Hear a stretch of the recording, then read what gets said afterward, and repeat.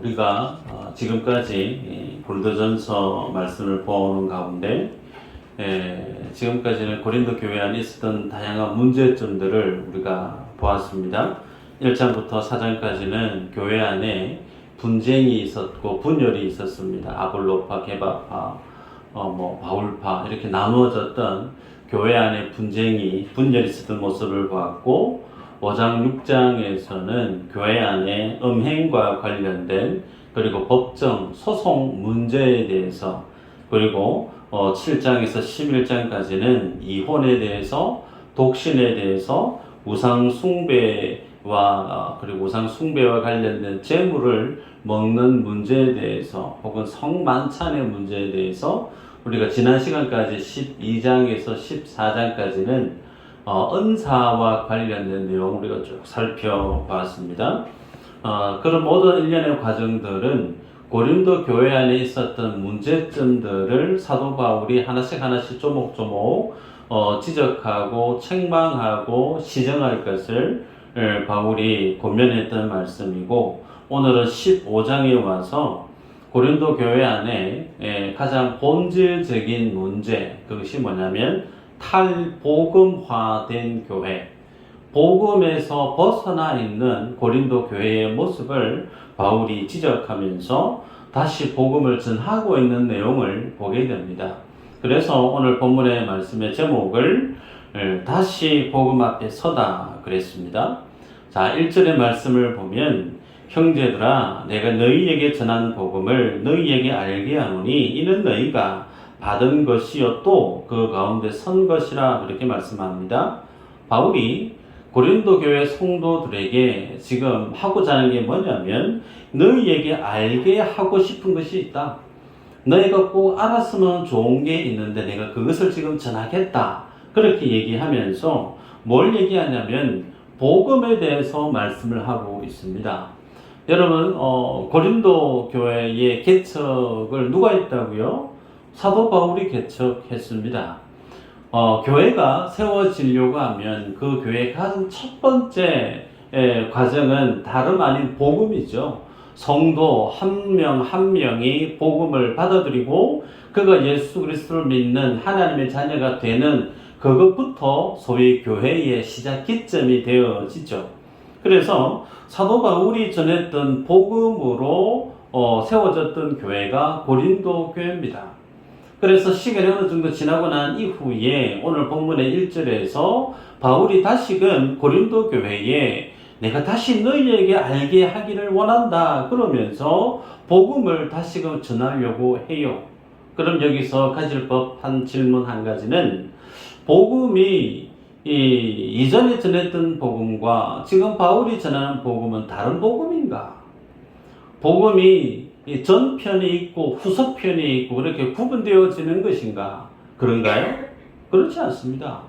복음은 복음일 뿐입니다. 여러분, 그래서 시간이 훌쩍 지나 있는 지금 고린도 교회 모습 안에 사도 바울이 다시금 복음을 너희에게 알게 하기 원한다라고 얘기하면서 복음을 전하고자 하는 그 의도가 무엇이냐면 고린도 교회가 복음 외에 복음에서 벗어나 있는 모습을 보여주고 있기 때문에 내가 다시 너희에게 복음을 전한다 그렇게 말씀하고 있습니다.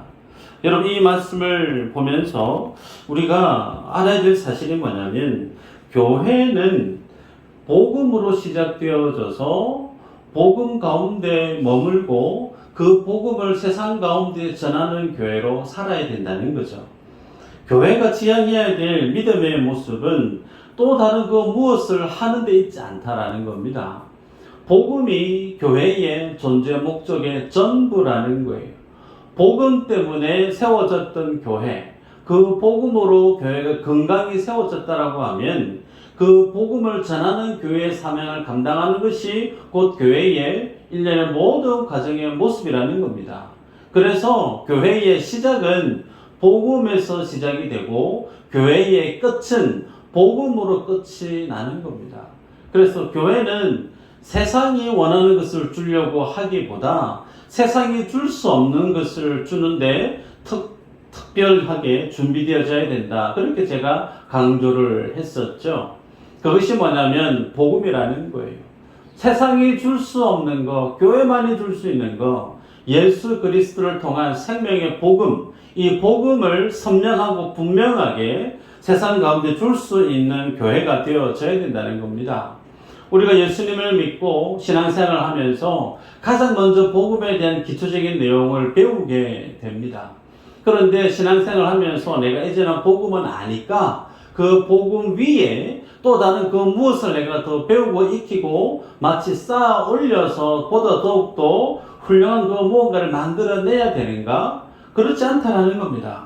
여러분, 복음만이 모든 인생들을 구원에 이르게 하는 하나님의 능력이다. 사도 바울이 로마서에서 힘줘 강조하지 않습니까?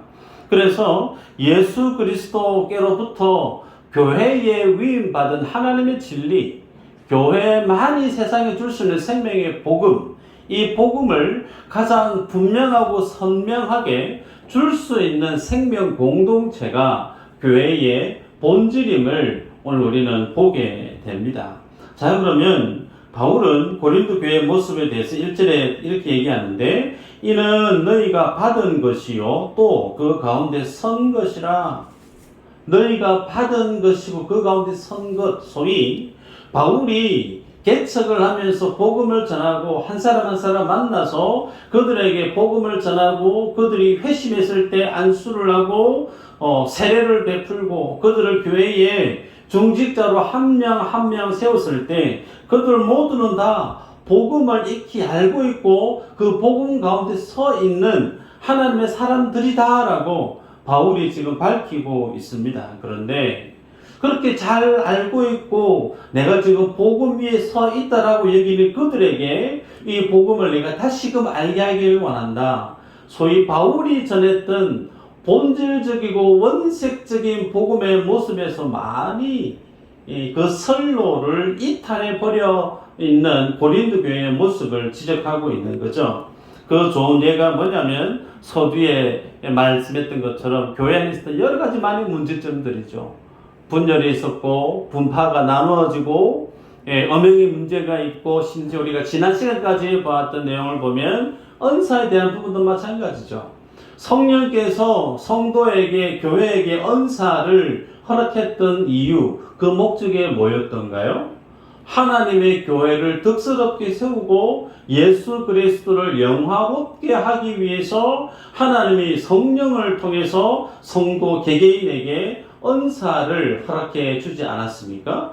그런데 그렇게 은사를 주셨던 그 하나님의 의도, 목적과는 상반되이 고린도 교회 성도들은 하나같이 그 받은 은사를 자기의 자랑거리로 혹은 자기가 다른 성도보다 더 특별하고 훌륭하다라고 하는 의미로 도구를 삼아 은사가 없는 다른 사람을 깎아내리고 무시했던 도구로 썼던 것을 우리가 지난 시간까지 보지 않았습니까? 그러기에 어찌 내가 다시 너희에게 복음을 전하지 않겠냐?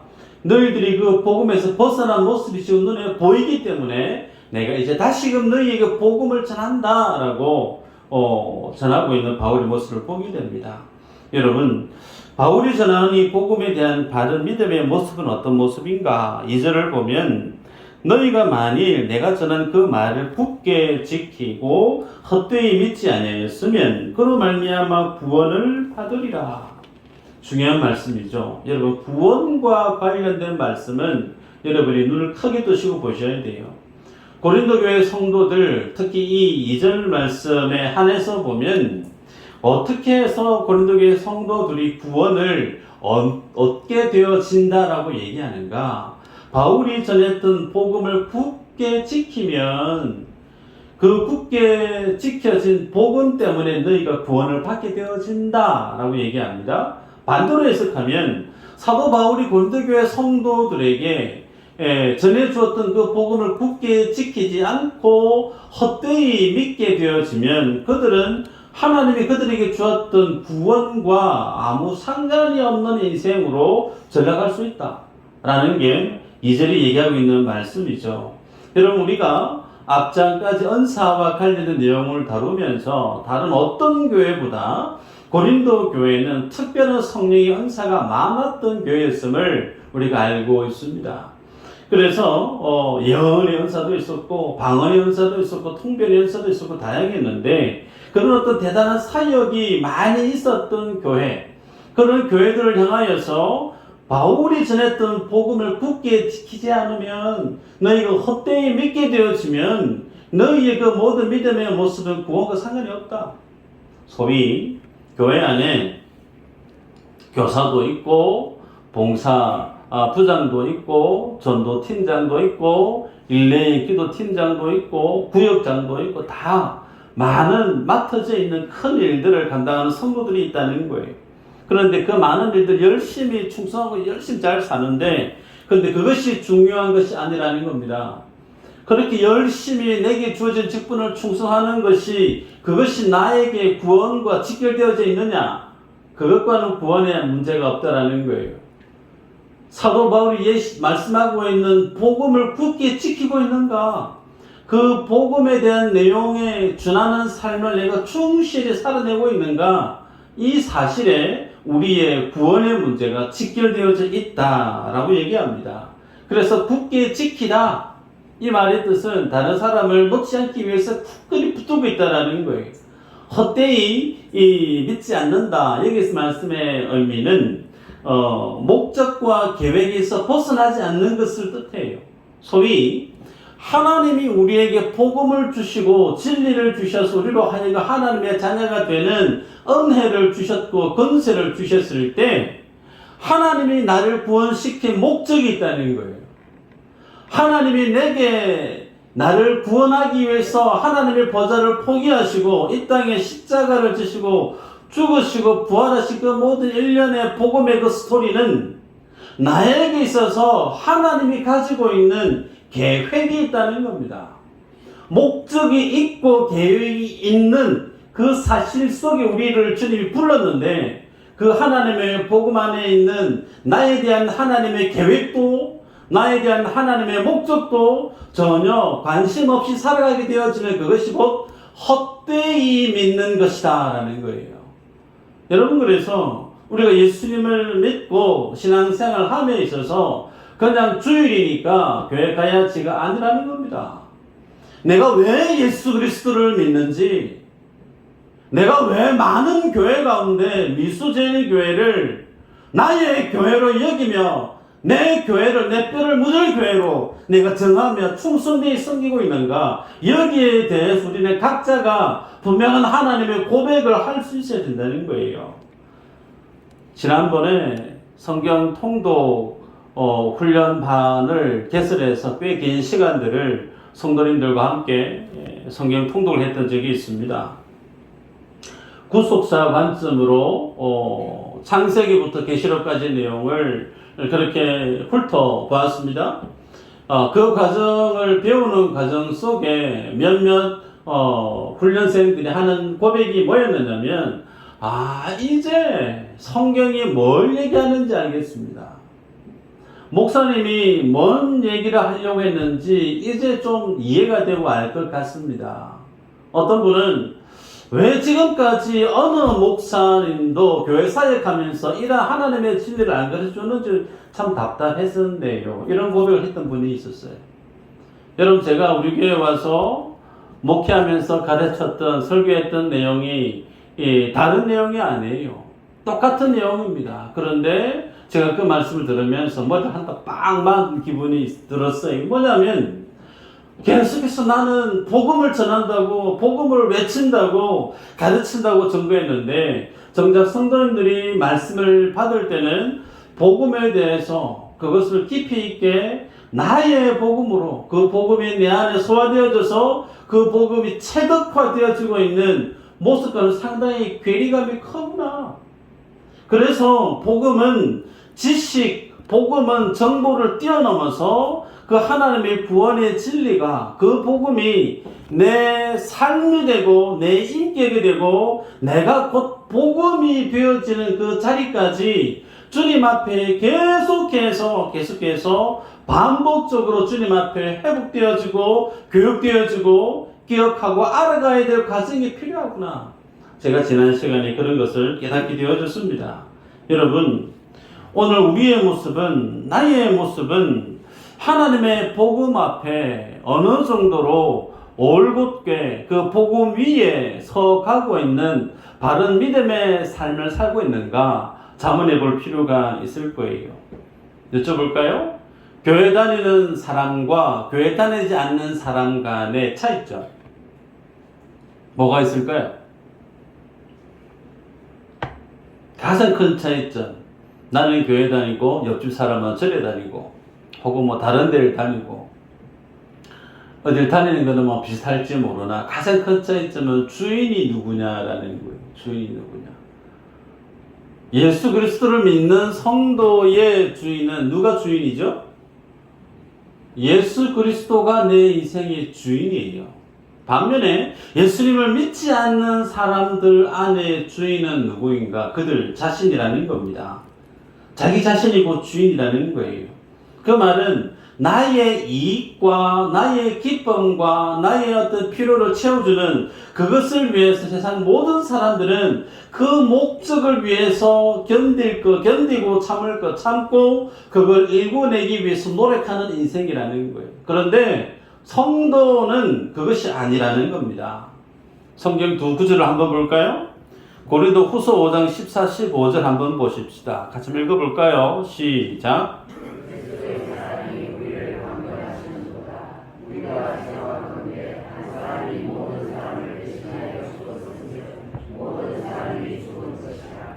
그가 모든 사람을 대신하여 죽으심은 살아있는 자들로 하여금 다시는 그들 자신을 위하여 살지 않고 오직 그들을 대신하여 죽었다가 다시 살아나신 이를 위하여 살게 하려 함이라. 아멘. 저희 말씀을 보면 다시는 그들 자신을 위하여 살지 않고, 예수 믿는 성도는 왜 살아야 되는가? 삶의 목적이 뭔가? 예수 믿는 목적이 어디에 있는가?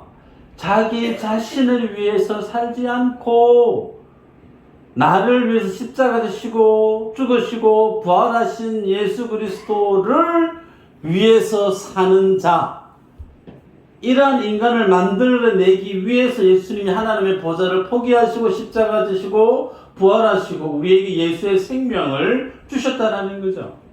두 번째 말씀을 볼까요? 갈라디아서 2장 20절 말씀이죠. 한번 읽어보십시다. 시작. 내가 그리스도와 함께 십자가에 못 박혔나니 그런즉 이제는 내가 사는 것이 아니요 오직 내 안에 그리스도께서 사시는 것이라. 이제 내가 육체 가운데 사는 것은 나를 사랑하사 나를 위하여 자기 자신을 버리신 하나님의 아들을 믿는 믿음 안에서 사는 것이라. 아멘. 이제 내가 사는 것은 나를 위해 사는 것이 아니고 나를 위해 죽으신 예수 그리스도 그 주님을 믿는 믿음 안에서 사는 것이 소위 성도가, 예수 믿는 사람이 세상을 사는 목적이다라는 겁니다. 여러분, 그러면 이 두 구절의 말씀을 볼 때 구원은 도대체 어떤 것인가? 예수 믿고 구원받는다라고 하는 그 의미, 그 실제가 어떤 것인가? 이전에는 내 만족을 위해서 살고, 이전에는 내 기쁨을 위해서 살고, 이전에는 내 욕심을 위해서 살았던 인생이었는데, 그 모든 나를 위해 살았던 그 삶의 결과물이 뭐냐면 그것이 곧 죄라는 거예요.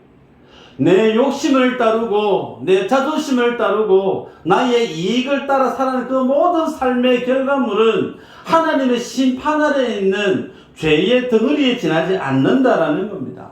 그래서 그런 나를 위해서 주님이 죽으시고 부활하셔서 우리에게 생명의 복음을 주셨을 때 더는 우리가 이제는 어떤 삶을 살게 되느냐, 나를 위해서 살지 않는다라는 거예요. 예수 그리스도를 위해서 사는 삶을 살아가는 것, 이것이 구원의 의미라는 겁니다. 죽어서 지옥 가는 게 아니고 천국 가는 게 구원이다. 그것이 우리가 이전에 주일학교 배웠던 구원에 대한 이해였다면 좀 더 깊이 있게 들어가면 그 실질적인 내용은 나를 위해서 사는 것은 잘못된 거라는 거예요. 복음의 실질적인 의미의 핵심은 나를 위해서 사는 자가 아니라는 거예요. 주를 위해서 사는 삶, 그것이 복음이 우리에게 제시하고 있는 바른 믿음의 모습임을 성경이 가르치고 있습니다. 여러분, 화요일 날 새벽에 미숙 밑에 공원 말고 위에 올라가서 전도하는 팀 중에 버스 운전하시는 기사분을 집요하게 전도하고 계시는 분이 계세요. 우리 김수자 권사님이신데, 이제는 그 기사분도 상당히 부들부들해 주셨어요. 처음에는 눈빛이 날카로웠는데 먼저 오셔가지고 활짝 웃으시면서 인사를 해요. 아우, 목사님 안녕하세요.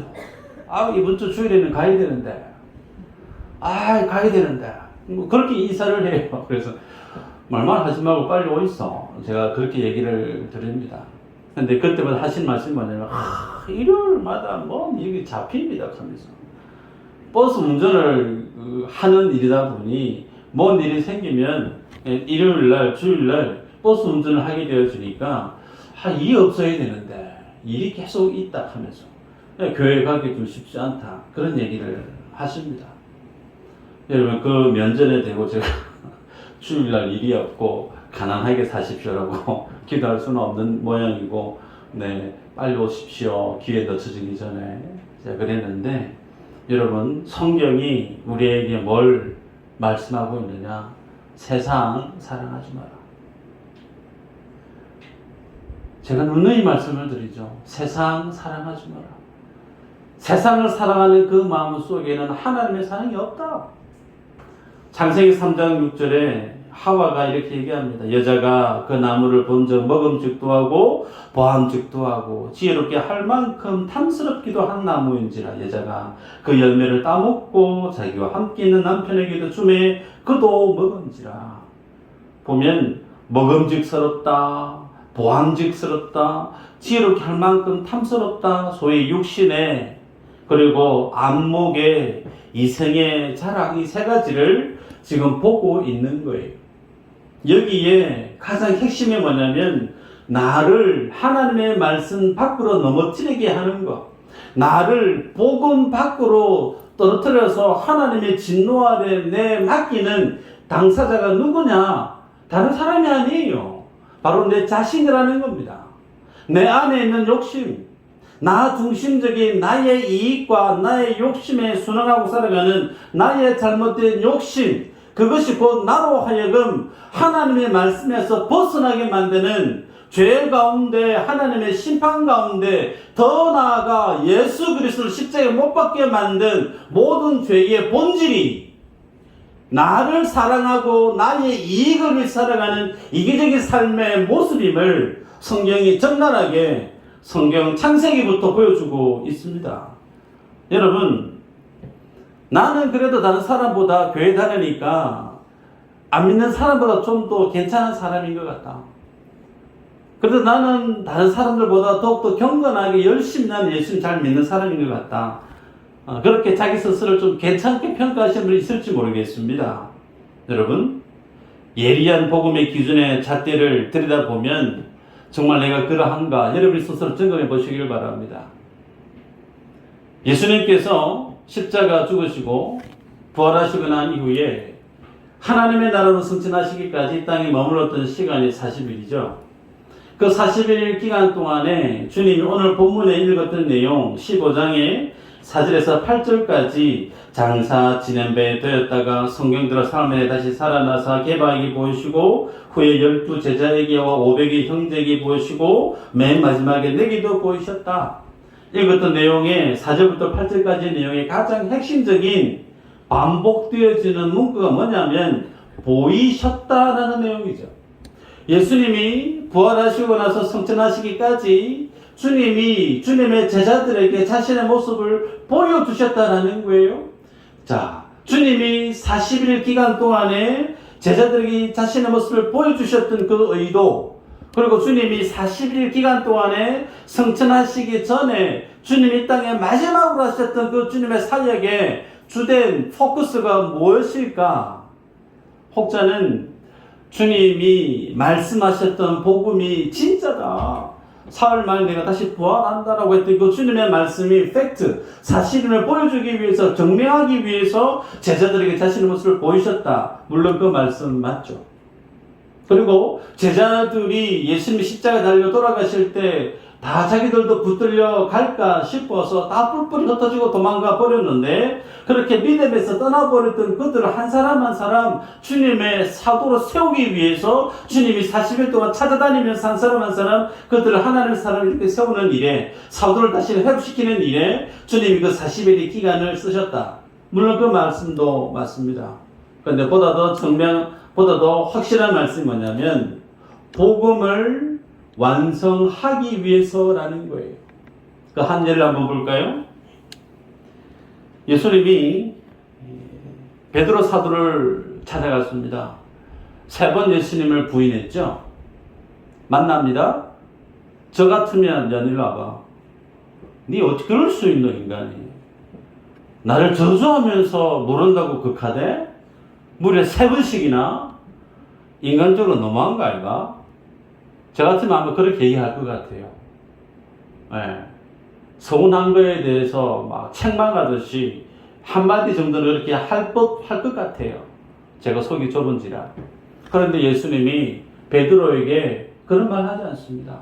이미 지구멍이라도 있으면 숨고 싶어 했던 베드로의 그 상처나고 산산이 깨져버린 그의 믿음의 모습을 주님이 아십니다.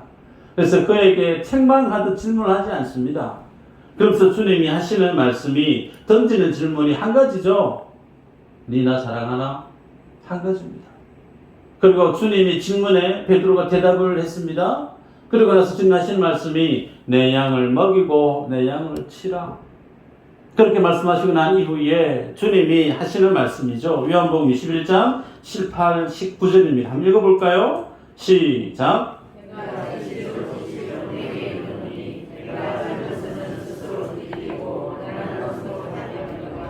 늙어서는 내 팔을 벌리리니 남이 내게 띠띠우고 원하지 아니하는 곳으로 데려가리라. 이 말씀을 하시면 베드로가 어떠한 죽음으로 하나님께 영광을 돌릴 것을 가리키심이로라. 이 말씀을 하시고 베드로에게 이르시되 나를 따르라 하시니. 아멘. 부활하신 후에 베드로에 찾아가서 주님이 하신 말씀, 너 뭘 사랑하냐? 너 누구를 사랑하냐? 사랑의 대상을 주님이 지금 정확하게 수정해 주고 있다라는 겁니다. 그러면서 베드로 네가 어떻게 죽게 될 것인지에 대해서도 미리 베드로에게 다 알려줍니다. 그리고 나서 주님이 베드로에게 하시는 말씀이 너 나를 따라라. 여러분, 주님이 부활하시고 승천하시기까지 복음을 완성하실 때 그 복음의 정점, 최정상, 우리가 주님 앞에 나가는 믿음의 방향성의 가장 그 앞에 있는 모습이 뭐냐면 나를 사랑하는 자가 아니라는 거예요. 주님이 우리에게 복음의 완성, 우리에게 원하시는 그 믿음의 본질의 그 모습의 실제 내용은 나를 사랑하는 자로 살게 하는 데 있지 않고 나를 위해 십자가 지시고 죽으셨던 예수 그리스도, 그 예수 그리스도만을 사랑하는 자로 바꾸는 그 일에 주님은 40일의 시간을 쏟으셨다는 겁니다. 그래서 우리가 늘 얘기하듯이 주를 위해 살고 주를 위해 죽는 자가 되자. 그 말의 의미는 달리 얘기하면 더는 나는 나를 사랑하는 살기보다 내가 사랑할 예수 그리스도를 더 사랑하며 사는 자가 되어야 되겠다. 이 말씀을 우리에게 하고 있는 겁니다. 여러분, 그래서 우리의 믿음을 한번 돌아보십시다. 나는 예수님을 더 사랑하고 있는 것이 맞는가? 어떤 분들은 교회 안에 오셔서 예수님을 믿음으로 구원을 얻게 되어진 이 사실에 대해서 감사합니다. 그런데 예수님을 사랑해서 주님을 위해서 봉사하고 충성하는 것보다 충성하고 봉사하면 하나님이 주시는 상이 있다고 하니까 그 상을 더 받고 싶어서 내가 교회에 와서 충성하시는 분이 있을 수 있어요. 예수님 믿으면 천국 간다라고 하는 이 진리를 알기 때문에 예수님을 사랑하지만 내가 교회 다니는 목적이 천국이라고 하는 것을 더 사랑해서 눈물, 고통, 괴로움이 없는 그 천국, 그 천국에서 영원토록 기쁘게 살기 위해서 내가 예수님을 믿는다. 그것도 뭐라는 거죠? 나를 사랑하는 거예요. 예수님을 사랑하는 게 아니고 그런 하나님을 믿는, 예수님을 믿는 진리의 부수적인 것 때문에 그것을 내가 더욱더 원하는 나를 위해서 살아가고 있는 믿음의 모습이 오늘 우리 교회 안에, 내 신앙 안에도 있을 수 있다라는 겁니다. 전에도 말씀을 드렸는데 10계명 가운데 1계명, 2계명 너는 나 외에는 다른 신들을 내게 두지 말라. 주님이 우상 숭배하지 말라 말씀하시죠. 2계명에서 너를 위하여 새긴 우상을 만들지 말고 다른 신이 누군가 바로 나라는 거예요. 하나님이 아닌 나를 위하고 나를 더 챙기고 나를 더 소중하게 붙들고 여기는 그것들이 곧 뭐와 직결되어지느냐면 죄와 우상 숭배와 직결되어진다는 겁니다. 말씀을 맺습니다. 고린도 교회는 이 믿음의 자리에서 이탈했다는 거예요. 이 복음의 자리에서 벗어났다는 겁니다. 나를 위하고 내게 있는 이익을 위해서 나를 더욱더 돋보이게 하기 위해서 개바파에 포함되고 아볼로파에 가입하고 혹은 다른 사람을 더욱더 비난하고 깎아내리기 위해서 내가 가지고 있는 은사를 다른 사람 앞에 자랑하고 그러면서 교회 안에 경쟁이 있고 분쟁이 있고 분열이 있고 그러면서 어떻게 이런 모습이 복음 안에 있을 수 있느냐라는 거예요.